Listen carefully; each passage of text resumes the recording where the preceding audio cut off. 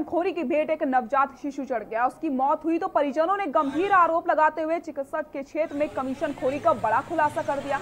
आपको बता दें, 1 अगस्त को मोहम्मद आबिद ने अपनी पत्नी सबाना को डिलीवरी के लिए सनराइजर्स हॉस्पिटल में भर्ती करवाया था, जो कि सबाना की नॉर्मल डिलीवरी दौरान बेटे को जन्म दिया गया था। सनराइजर्स हॉस्पिटल में डॉक्टरों ने नवजात शिशु की तबीयत खराब बताकर मशीनों में रखवा दिया था, जहां डॉक्टरों ने 2 दिन पहले नवजात शिशु को स्वस्थ बताया। पीड़ित की लाख मन्नतों के बाद भी डॉक्टरों ने नवजात शिशु को अस्पताल से छुट्टी नहीं दी, जिसके बाद नवजात शिशु ने अस्पताल में ही दम तोड़ दिया। मौके पर पहुंची कटघर पुलिस ने पीड़ित से तहरीर के आधार पर मुकदमा दर्ज करने की बात कह रही है।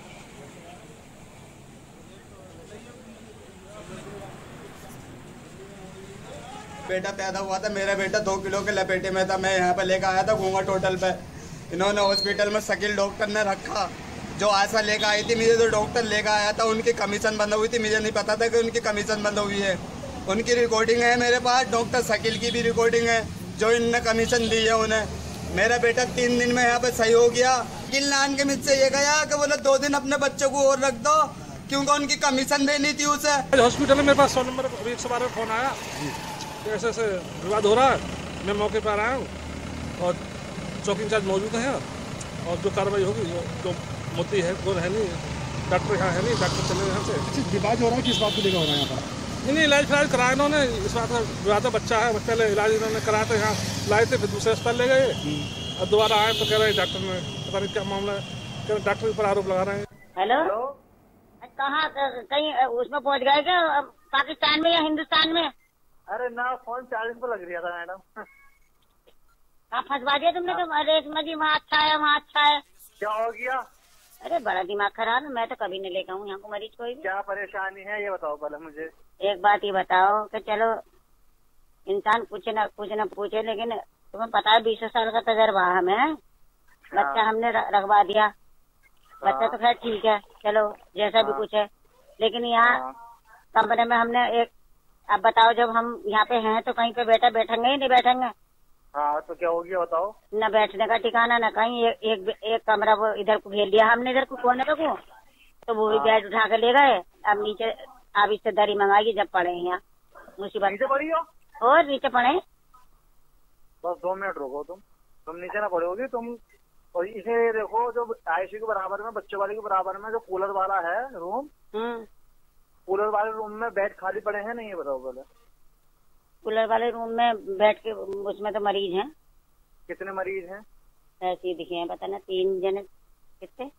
मैंने कहा तो एक डॉक्टर से तो मेरी लड़ाई भी हो गई, लंबा लंबा पतला पतला सा था वो डॉक्टर, मेरी लड़ाई हो गई। बेड तो पड़े हैं, बेड तो पड़े हैं, लेकिन हाँ, लेकिन हाँ इधर को जहाँ पे वो बनी हुई ना, कुआं सा बना हुआ है, वो फुहारा लगा हुआ, उसके सामने वाला बेड जो था वहाँ पे लेटे थे हम। जो जहाँ कूलर लगा हुआ है? कूलर ना, यहाँ जहाँ पखड़िया का पेड़ है। हाँ हाँ, इधर को जो फुहारा वाला लगा हुआ सामने, वो जो है गेट, वहाँ पड़े थे हम। तो वहाँ से भी उसने, लड़के ने कंप्यूटर में बेड निकाल लिया, करिया का नाम है, अपनी जगह अपना आप बनाओ, बाहर बैठो। अच्छा। हाँ, अब मैंने कहा भैया यहाँ तो, मैंने कहा तुमने मेडिकल वाले लड़के से बात करा दो मेरी। अच्छा, करा रही। और नाम होगा अनस? हाँ, अनस। और एक बात ये, 7,000 रुपए तो इन्होंने सुबह जमा करवा दिए थे मैंने, बोले मशीनों के। 2100 की दवाई ली। 200 रुपए की अब इन्होंने एक इंजेक्शन और लिया है। जैसे क्या बच्चा ठीक है वैसे। मैंने कहा 2 दिन की बजाय 3 दिन रखो, मोटी पार्टी है। मेरी बात करा दो, तुम्हारा सब कुछ इंतजाम हो जाएगा। मैंने कहा मोटी पार्टी, मैंने कहा तुमसे लिए जाते ले लो। हाँ सही है, लेकिन मैंने कहा अब ये कोई है कि तो हम नीचे पड़ जाए। बात कराओ मेरी। अनस कौन है? अनस मेडिकल वाला होगा कोई अंदर। हेलो जी। अरे डॉक्टर गुलजार बोल रहे हैं भाई में जी। अस्सलाम वालेकुम साहब। वालेकुम सलाम। मैं कह रही अरे यार ये आरसा आई है, बच्चों को लेकर आई है, कम से कम इनकी खातिर दवा करो। अगर इन्हें इस टाइम परेशानी दोगे तो आयो को लेकर आ जाएंगी कुछ। अच्छा, मैं अभी बात करता हूँ। अभी कह रही है ना तो कोई बेड दे रही है। हमें बताओ बच्चा है तो हम कहाँ बैठे हैं, कहाँ नहीं बैठे हैं। अब डॉक्टर साहब अस्पताल में तो पूरी सब में जगह है, तुम्हें तो पता ही इतना बड़ा अस्पताल है। कहाँ है? किन्नू कह रही बोले एक जगह में लेट ही जाके, तो बोले वो कंपाउंडर बेड उठा ले, बोले तुम अपनी जगह खुद बनाओ। अच्छा चलो तो किस लड़के को पता। इन्हें एक आध बैग दिलवा दो, बोले यहाँ पर लेटो आराम से, तुम बैठो लेटो कुछ भी करो सो, और पार्टी जानदार है, पैसा खींचते रहो, पैसे की चिंता मत करो। ठीक है ठीक, समझ गए? नहीं पैसा खींचते रहो, लेकिन उसका इंतजाम तो करवा दो। करा रहा हूँ मैं, करा रहा हूँ। ठीक है ठीक है। और इसी खबर पर हमारे सहयोगी आशु हमारे साथ जुड़ चुके हैं। आशु, कमीशन का खोरी का लगातार खेल जारी है पूरा, और जो हमने सुना किस तरीके से यहाँ पर बात हो रही है कि बच्चा बिल्कुल तरीके से ठीक है, 2 दिन नहीं 3 दिन उसको रखा जाए कि पार्टी के पास काफी पैसा है। जी पूरा मामला ये खड़गर थाना क्षेत्र का है। पीड़ित जो है आबिद ने यह आरोप लगाया है, ये आशा है और एक गुलजार बताया जा रहा है, जिसका पहले कभी क्लिनिक होता था। ये दोनों हॉस्पिटल के अंदर ऐसी दलाली करते हैं। ये जो भोले भाले इंसान है उन्हें बेला फुसला कर जो पीड़ित महिलाएं होती हैं उनको ले जाते हैं और ये निजी हॉस्पिटलों में भारी बिल बनवाते हैं। इनका काफी मोटा कमीशन बना होता है वहां से। ये इसी चक्कर में काफी मौतें भी हो चुकी हैं, पहले मुरादाबाद में भी कई मामले आ चुके हैं आशाओं के चक्कर में। और ये जो दलाली करते हैं ये ऐसे ही लोग, इनके चक्कर में कितने बच्चे, मासूम बच्चों की जान जा चुकी है। डॉक्टर क्या करते हैं, ऐसी लोगों से संपर्क करते हैं क्योंकि उनके यहाँ मरीज नहीं आ पाते हैं, क्योंकि ज्यादातर लोग जो है सरकारी हॉस्पिटल में जाते हैं क्योंकि उनके पास इतना पैसा नहीं होता कि वो प्राइवेट हॉस्पिटलों में अपनी पत्नी का इलाज करा सकें। ये लोग क्या करते हैं, सरकारी हॉस्पिटलों के बाहर जाकर के खड़े हो जाते हैं आशाएं, और वहां पर जो मरीज आते हैं उनको ये बाहर रोक लेते हैं। अगर कोई बाहर उनका हस्बैंड दिखाई देता है, अगर उन्हें परेशानी बता देता है, ये लोग उन्हें डरा दे देते हैं कि सरकारी हॉस्पिटलों में आपका इलाज नहीं होएगा, ये आपके पत्नी को मार देंगे, यहाँ कोई सुविधा नहीं है। उसके बाद ये झांसे में आ जाते हैं। फिर उसकी पत्नी को भी, अगर पति नहीं मानता तो उसकी पत्नी से भी बात करते हैं आशा जाकर, उसे डरा देती हैं आपके हस्बैंड जो यहाँ लेकर आ गए, यहाँ कोई सुविधा नहीं है। जिसके बाद पत्नी जो है डर जाती है, वो अपने हस्बैंड से कहती है।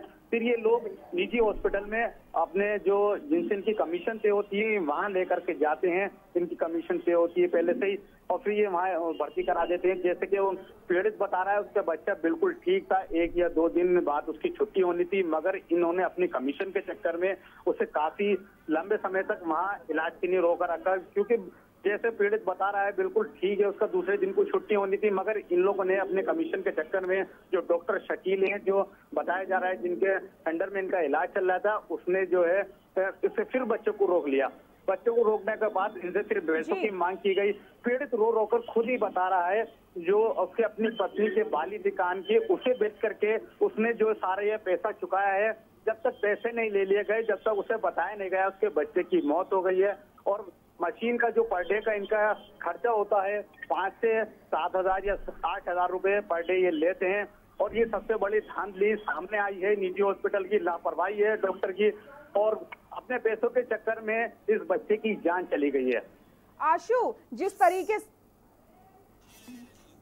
तरीके से ये पूरा खेल खेला जा रहा था, काफी समय से चला आ रहा है, लेकिन अभी तक कोई कार्रवाई क्यों नहीं की गई है? देखिए ये ऐसे मामले काफी सीएम ऑफिस तक भी जाते हैं, और सीएम ऑफिस के देखिए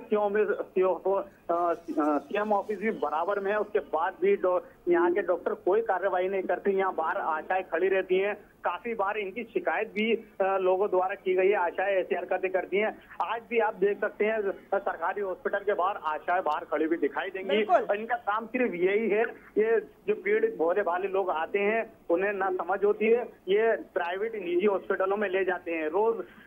रोज कम से कम 8 या 10 महिलाएं सरकारी हॉस्पिटल के बाहर खड़ी रहती हैं, और इस पर कोई अधिकारी बोलने को तैयार नहीं होता, ना ही इनसे पहले कार्रवाई की गई है, ना कोई कार्रवाई करते। एक बार ऐसा मामला भी सामने आया तो कुछ आशाएं आपस में ही लड़ गई थी मरीज को लेकर के। जी आशु, बिल्कुल सही कहा आपने कि लगातार ऐसे मामले सामने आते चले जा रहे हैं। अब देखने वाली बात यही होगी कि आखिरकार इन लोगों के ऊपर कब तक कार्रवाई की जाती है। बहुत बहुत शुक्रिया आपका इन सभी जानकारी के लिए आशु। तो कमीशन खोरी का खेल लगातार जारी है, पीड़ित परिवारों ने लगाया है लापरवाही का आरोप। बुलेटिन फिलहाल के लिए इतना ही।